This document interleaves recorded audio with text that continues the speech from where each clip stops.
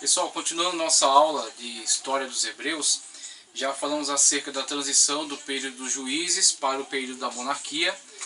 O último juiz de Israel, Samuel, que atua tanto no período dos juízes, como profeta, como sacerdote, como juiz, e depois dele estabelece a monarquia. Ele faz a transição desse período dos juízes para a monarquia, a desgosto, mas cumprindo com um desígnio do povo que buscava estabelecer-se com uma monarquia semelhante aos povos vizinhos, e Deus consentiu nisso. Não que fosse o plano perfeito de Deus, mas Deus consentiu nesse intento do povo para o estabelecimento da monarquia.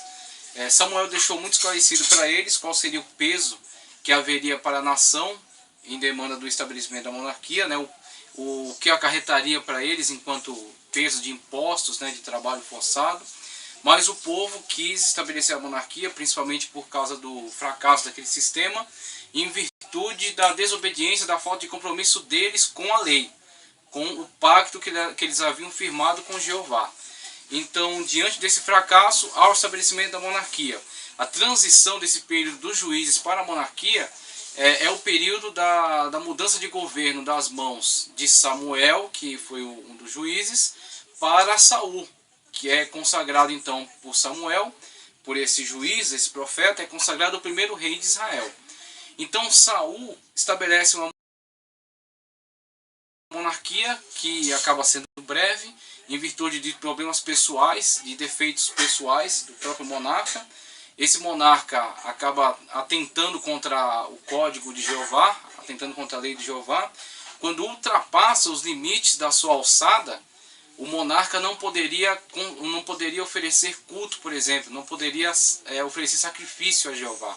Isso era a competência do sacerdote. No caso, era da alçada de Samuel.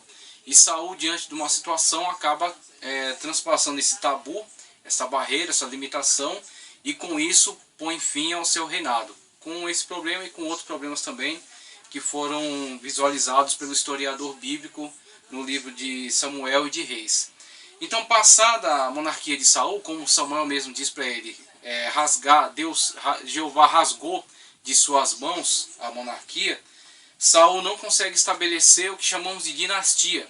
Então, o primeiro homem que assume a monarquia de Israel é substituído por um novo monarca que foi ungido ainda no período do seu reinado, Davi, filho de Jessé, do menor filho de Jessé, mais novo, que cuidava do rebanho, que não tinham em relação a ele nenhuma pretensão, nenhuma expectativa, não gerava uma expectativa em relação a ele, mas ele é ungido por Deus, Deus o escolhe. E mais à frente o autor bíblico vai dizer que aquele homem era segundo o coração de Deus, era conforme o coração de Deus. Então Deus tinha um compromisso muito sério com aquele homem, com Davi. Deus unge Davi, Deus tira ele de trás dos rebanhos, como Deus mesmo vai falar para ele depois, que eu te escolhi de trás dos rebanhos, eu te separei, eu te ungi, eu engrandeci o seu nome. Deus levanta Davi como rei, e Davi é apoiado por Deus e com características pessoais muito marcantes, muito fortes, como por exemplo a fidelidade, a lealdade, o respeito às autoridades, o respeito que ele tinha por Saul, mesmo sendo intensamente perseguido por esse monarca, no seu período no seu pior período, no seu declínio moral, quando ele persegue intensamente Davi, mas não consegue lograr êxito com isso, e Davi mesmo diante dessa perseguição não desrespeita-o, porque diz que ele ainda ocupa a posição, a cadeira do ungido do Senhor, do Meleque, do Messias. Passado então esse período, Davi estando já ungido rei, sendo rei de direito, mas não rei de fato ainda, ele, como foi visualizado na aula passada, se refugia durante o tempo com os filisteus. Durante um tempo ele fica como ele estabelece um exército de mercenários, juntamente com pessoas que haviam sido desertadas de Israel, pessoas que estavam fracassadas, pessoas que estavam desgostosas com a vida, e vão até Davi no deserto, formam o seu exército pessoal, exército este que vai ser o núcleo de blindagem de Davi quando após a morte de Saul, após a morte de Jonatas, Davi é ungido pela segunda vez agora na cidade de Hebrom. Em Hebrom, Davi é ungido para ser rei sobre Judá. E em Judá, Davi estabelece aí o início da sua monarquia. Então faz a transição agora para o segundo monarca. O primeiro monarca, mesmo mudando a transição de juízes para a monarquia, não estabelece dinastia. Davi se estabelece como rei no lugar dele. É por vontade de Deus, por unção de Samuel. E agora por chamado dos anciãos de Judá. Então Davi estabelece-se em Hebrom como rei de Judá. E mais à frente, as 10 tribos do norte de Israel, que ainda estão numa mentalidade, preservam uma mentalidade de divisão em relação ao reino de Judá, o reino de Judá e depois na divisão que vai haver com Roboão, ficarão Judá e Benjamim como reinos do sul e as 10 tribos do norte. E essa mentalidade não será nova, essa mentalidade é carregada ao longo da história. Quando, por exemplo, Davi é ungido para ser rei sobre Judá, mas as tribos do norte não necessariamente tinham ele como rei.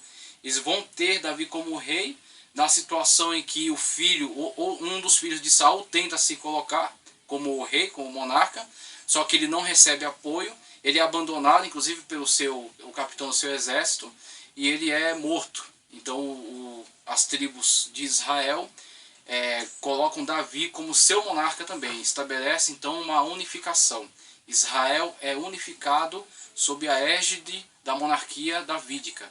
Então Davi unifica o reino de Israel, prossegue com os combates contra os filisteus, começa um processo de expansão e de organização do exército, organização da casa real, do estabelecimento de um Estado unificado, se podemos dizer assim, um reino unificado, um reino organizado, e começa a estabelecer alianças importantes com algumas monarquias, alguns reinos ao redor vizinhos a Israel. Passado esse período, temos agora o período da monarquia de Salomão. Davi consegue estabelecer uma dinastia. Davi transfere o seu poder real, transfere o seu governo para o seu filho. Davi transfere o governo para Salomão. Salomão assume num período de grande turbulência, um período de grandes complicações em Israel.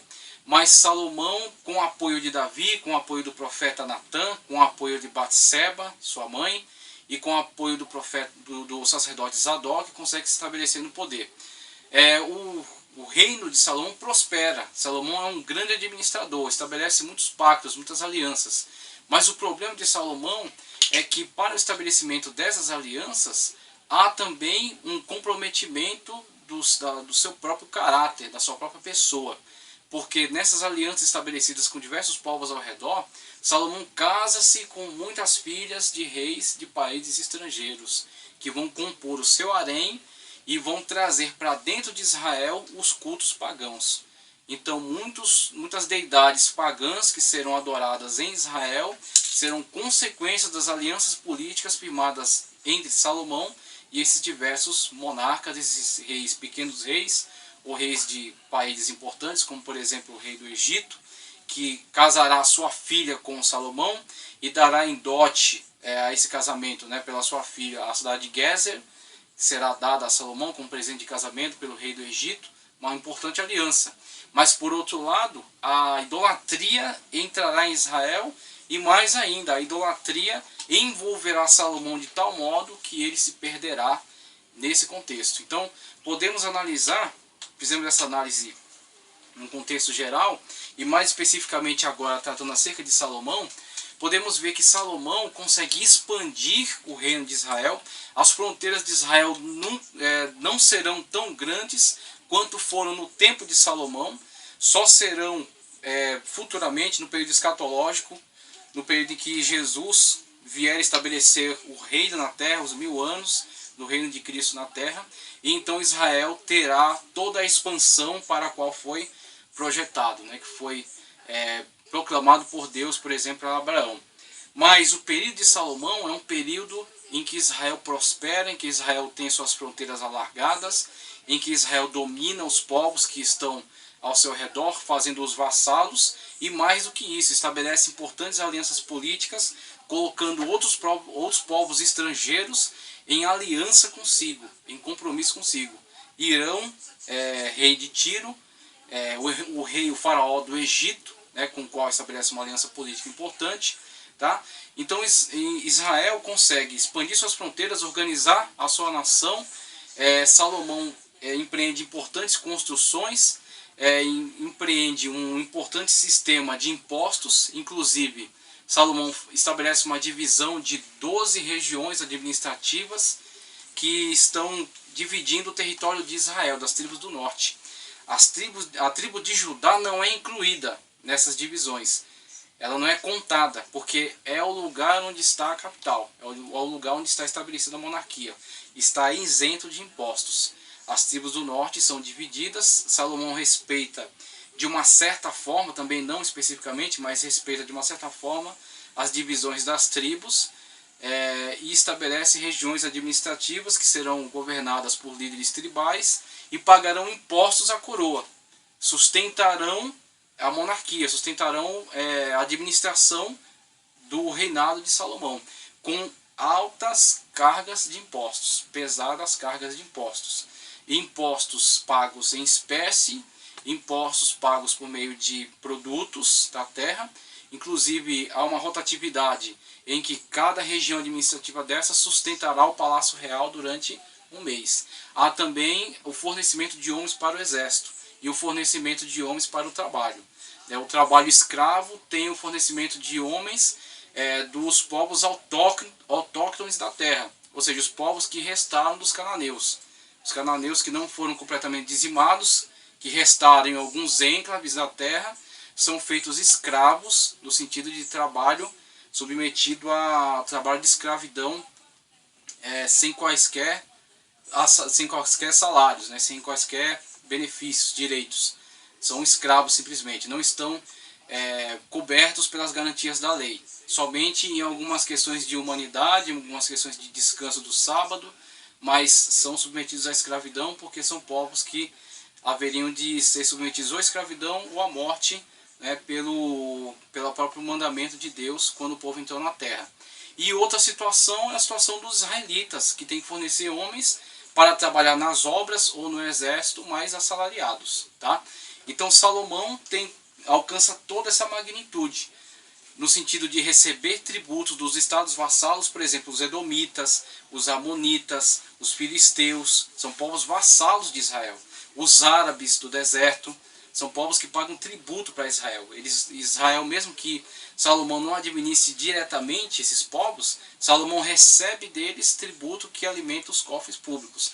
Salomão também recebe recursos das tribos do norte, que são submetidas a taxas de impostos, para sustentar as obras que Salomão realiza, sustentar o exército, tá certo? Sustentar a casa real. Então Salomão recebe impostos vindos dos vassalos, recebe impostos vindos das tribos de Israel, que estão divididas em regiões administrativas, pelo menos 12 regiões, tá certo? E tem alianças políticas importantes com reinos grandes da época, né? O reino dos fenícios, por exemplo, e o reino egípcio, tá certo? Então eles estabelecem um importante comércio entre esses povos. Então podemos falar acerca da expansão do reino de Salomão, e em decorrência dessas alianças, como já dissemos, Salomão acaba embarcando numa idolatria e acaba entrando num grande declínio moral, com isso irritando a Deus, quebrando seu compromisso com Deus, a sua aliança com Deus, que levará à destruição do seu reino, quando então, através do profeta Aías, o Senhor fala acerca da divisão do reino, essa divisão que sempre existiu na verdade, sempre foi uma unificação frágil, mas no período em que Salomão irrita a Deus com a sua aquiescência a esses cultos idolátricos que haviam entrado por meio dessas esposas com quem se casou por aliança política, Deus decide que o reino será dividido. O profeta Aías, abordando Jeroboão, estava com uma veste nova, rasga a capa da sua veste, divide essa capa em 12 pedaços, entrega 10 pedaços a Jeroboão, dizendo que ele assumiria os reinos do norte, os reinos de Israel. Então fica estabelecido aí, já por profecia divina, que Salomão perderia na continuidade, não Salomão não veria isso, mas o seu filho sim, não haveria essa unificação iria ser destruída em virtude desse desrespeito para com o pacto, para com a aliança com o Deus Jeová. Então isso fica profetizado, Salomão, isso chega ao conhecimento dele de alguma forma, e ele empreende uma perseguição a Jeroboão. Jeroboão tem que se refugiar com o rei do Egito. E outras situações que Salomão vivenciou também, durante o final do seu período, foi a revolta de Rezim, dos sírios, que passa a agredir o reino de Israel, e a revolta também dos edomitas. Os edomitas se rebelam, buscando independência, e logo após a morte de Salomão, isso se efetivará, principalmente no período em que o filho de Salomão, a dinastia está estabelecida, Davi transfere o seu governo para Salomão, e Salomão consegue colocar o seu filho Roboão no reino. Só que Roboão não tem a sabedoria que Salomão tinha, não tem a prudência que Salomão tinha. Ele consulta conselheiros da época de seu pai Salomão, que o aconselham a negociar uma diminuição das taxas e dos impostos que haviam sido impostos às 10 tribos do norte, as tribos de Israel, as 12 regiões administrativas que não incluíam Judá, onde estava a capital Jerusalém. Mas ele, se consultando com os seus conselheiros recém-eleitos, os seus amigos com quem compartilhava a vida, eles dizem para que ele se manifeste de uma forma mais dura ainda. Nós vamos ver isso quando estivermos tratando especificamente acerca de Roboão. E deste conselho vem o fatídico cumprimento da profecia divina, que já havia sido pronunciada por meio do profeta Aías. O reino é dividido. Esses anciões decidem que o reino será dividido, Judá e Israel. Tá ok? Então, na continuidade, vamos tratar acerca de Roboão.